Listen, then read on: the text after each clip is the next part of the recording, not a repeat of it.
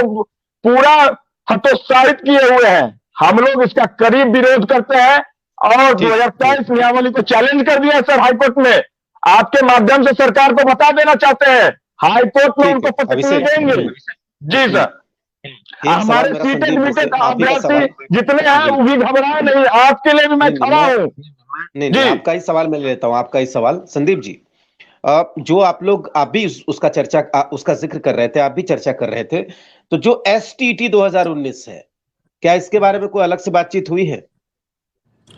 नहीं, हमने तो सारे 7वें चरण को लेकर के ही सरकार को कहा है और हमने कहा कि इन सबका आप ले लेते, उसके बाद पहले से घोषणा करके अगर सरकार लेती अगली बहाली परीक्षा लेती तो कोई दिक्कत नहीं थी। इस बार जो चूंकि लंबे समय से लोग इंतजार कर रहे हैं, बच्चे इंतजार में बैठे कि उनको शिक्षक मिलेंगे, तो ये हमने सरकार को कहा है। हालांकि बहुत पॉजिटिव रिस्पांस उस समय मुख्यमंत्री जी का नहीं था, वो इस पर बहुत एग्री नहीं हो पाए। हम लोग तब कोशिश, मैं जो बात कह रहा था जिसको मनीष जी से, हम कहता कि कोई भी पॉलिसी बने अगर इस तरह की, खास करके एजुकेशन की पॉलिसी अगर बनती है, वो चाहे बिहार सरकार हो या केंद्र सरकार हो, तो उससे जुड़े हुए जो स्टेक होल्डर्स हैं, जो उनसे जिनका वास्ता होता है, उनके साथ बातचीत होना बहुत जरूरी होता है। ये बिहार सरकार ने अभी जो नियमावली लाई, हालांकि शुरुआत में हम लोगों से सजेशंस लिए गए थे, शिक्षा विभाग में कई सारे शिक्षक संघ को बुलाया गया था, अभ्यर्थियों तक को बुला करके नियमावली बनाई गई थी। ये जो परीक्षा वाला क्लॉज है, इसको लेकर के बातचीत शायद नहीं हुई, बाकी तो सब मुद्दों पे बात हुई थी। वही मैं कह रहा था कि केंद्र सरकार भी जो योजना बनाई है, न्यू एजुकेशन पॉलिसी, इतना ज्यादा देश को प्रभावित करने वाला, तमिलनाडु को छोड़कर सब जगह लागू होने जा रहा है धीरे धीरे, शायद पश्चिम बंगाल कुछ रेजिस्टेंस कर रहा है उसका, तो वो भी बनना था। तो भी शिक्षक संगठन से और देश भर में विश्वविद्यालय में जो छात्र संगठन है, चुने हुए छात्र संघ है, उन लोगों से बात करनी चाहिए थी। इवन जो उसका ड्राफ्ट देकर के हम लोगों ने सरकार को, जब MHRD को रिप्लाई दिया था, खुद मैंने दिया था, तो उसके ऊपर भी कोई रिस्पॉन्स सरकार की तरफ से नहीं आया। तो ये तो शिक्षा को लेकर के बहुत जबरदस्त निगेटिविटी खास करके सरकारी शिक्षण संस्थानों को फैलाया जा रहा है, उसको रजिस्ट करना चाहिए। और उसमें नया जो एक गेम हो रहा है सेफ्रोनाइजेशन का, उसको भगवाकरण कर देने का, NCERT में तमाम तरह की चीजों को बदला जा रहा है, हम लोग देख रहे हैं कि चीजों को भी हम लोग को देखना पड़ेगा, और बिहार में भी इसका असर काफी ज्यादा है।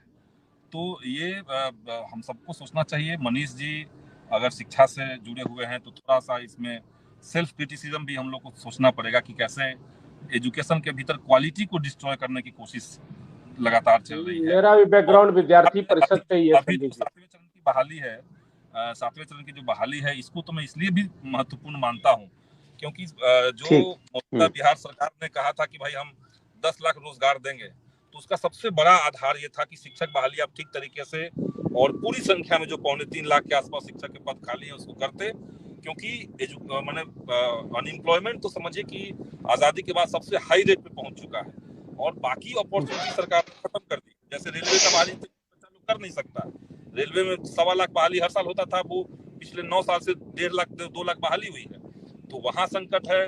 आर्मी की बहाली में 4 साल कर दिया गया, वहां संकट है।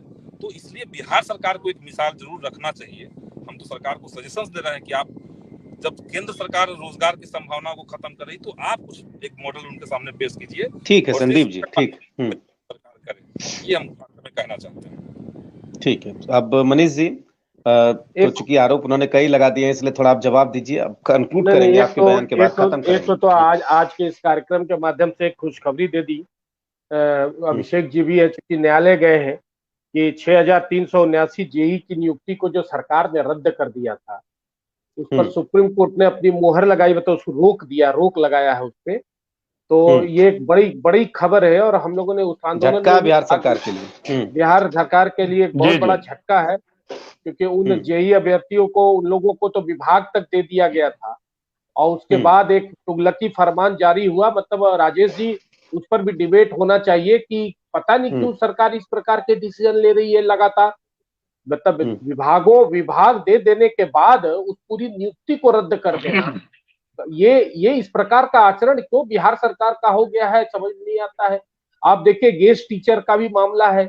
मतलब कई ऐसे फैकल्टीज है जिस पर कि सरकार को मतलब मानवता के आधार पर भी विचार करना चाहिए। लेकिन 10+2 गेस्ट टीचर, हाँ बिल्कुल, गेस्ट टीचर का लेकिन देखता हूं कि मतलब पूरी तरीके से है। और सबसे बड़ी बात देखिए राजेश जी यह नहीं है, यह है कि सरकार ने जो इस बीच बच्चे सफर कर रहे हैं विद्यालयों में और सफर करेंगे, क्योंकि 1,78,000 आप निकालते हैं, परीक्षा भी ले लेते हैं, तो ये कोई जरूरी नहीं है कि 1,78,000 क्वालिफाई करके आ जाए। और 3 लाख से ज्यादा रिक्तियां हैं। विषयवार क्या हो रहा है ये तो अलग विषय है, जो आप रोस्टर मंगा रहे हैं, देखने के बाद आएगा कि कितने विषय के टीचर पास करके आएंगे, कितने टीचर के फिर आपका खाली रह जाएगा।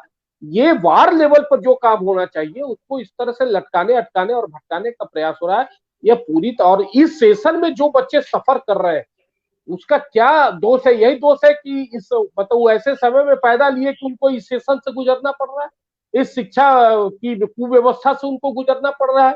ये उन जैसे हम लोगों का था कि हम लोगों ने जवानी जो है वो लालू जी के शासन में गुजारी, हम लोगों ने ग्रेजुएशन उस समय में किया जब लालू जी की सरकार थी बिहार में। तो ये इसका अपराध मतलब कि ये सरकार को ये जिम्मेवारी लेनी पड़ेगी निश्चित रूप से। और संदीप जी जो कह रहे हैं उनकी लड़ाई बहुत अच्छी है, ये तो लड़ते ही आए हैं, इसमें कहीं कोई दो राय नहीं है। लेकिन सिर्फ लड़ाई होगी या उसको अंजाम भी दिया जाएगा? सत्ता में रह के सहयोग करके ही जो है सरकार के खिलाफ रहेंगे, या सरकार के बाहर आकर भी मतलब गठबंधन से अलग होकर भी अगर नहीं आपकी बातें मानी जाती है तो आप जनता के बीच जाएंगे? ये भी एक बहुत बड़ा सवाल खड़ा होता जरूर यहाँ पर है कि एक कहावत है हमारे बिहार में राजेश जी कि बेटवो मीत और भतरो मीत। मतलब राजेश जी तो संदीप जी तो बहुत अच्छी तरह से इस कहावत को समझते होंगे। यानी कि सब तरफ से हम अच्छे रहे, सरकार में रहकर सरकार से भी अच्छे रहे और छात्रों के बीच में आंदोलन में जाए और उनकी बात कह के उनके बीच भी अच्छा रहे। तो यह स्थिति भी बड़े द्वंद की स्थिति हो जाती है। इसलिए कोई कड़ा निर्णय लेना चाहिए, चूंकि 164 विधायकों की संख्या आप लोगों की है, भाजपा तो अभी बहुत कमजोर है इस मामले में। तो कम से कम सदन में भी बेल में जब भाजपा विरोध करे तो साथ में तख्तियां लेकर अगर खड़ा हो जाइएगा तो दृश्य ऐतिहासिक बन जाएगा। मैं तो यही कहना चाहूंगा। अंतिम में तो उन्होंने आप पे भी करारा हमला बोला मनीष जी। ठीक है, समय हो गया संदीप जी, चलिए आखिरी बात बोलिए। विधानसभा के अंदर हिंदू मुसलमान टॉपिक छोड़ के भाजपा कुछ और कहती है क्या? आज तो नहीं किया ना।